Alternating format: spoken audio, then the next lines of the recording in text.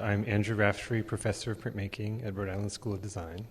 When I was thinking about what to do with this print by Jacques Callot, I wanted to find a way that something about how the image looks relates to the way he made it.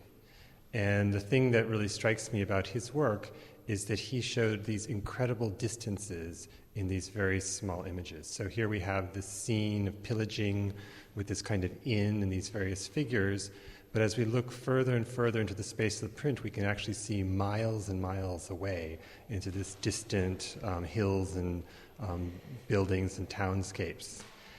And the thing I thought about is the way that he would use his technique of etching with using stage biting, meaning that there would be the plate would be put into the acid for different amounts of time to get various levels of darkness. So the areas in the foreground would be in the acid for a longer amount of time, and they would be darker.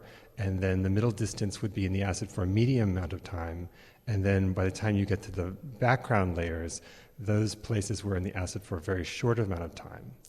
And he used this technique to create this kind of space. So for the piece that I did, I had a big digital printout from this Jacques Callot etching, and I started to trace the various layers of these stage bitings. So when I did the foreground, I just isolated that area where there's the man running with the chickens, the tree, and a little bit of the hillside there. On the second layer of stage biting, the part that was in the acid for the next greater amount of time, is the sort of almost ballet of the figures as they're running away from the inn, being chased by other people. I really did learn some remarkable things while working on this. One thing that amazed me is just how much he was able to get into this tiny, tiny print. While I was doing the tracing, I realized the various kinds of things that people are pillaging. There's a man with chickens, there's a couple of people with goats, people taking pots and pans, people running from the inn with the bedding. On one of the background planes, we actually see men on horses leading the cows away.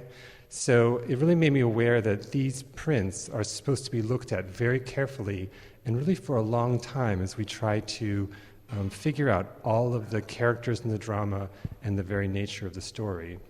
These prints really strike me as stage sets or very, very three-dimensional worlds where there's so much going on that we can look at and take in as we study the prints.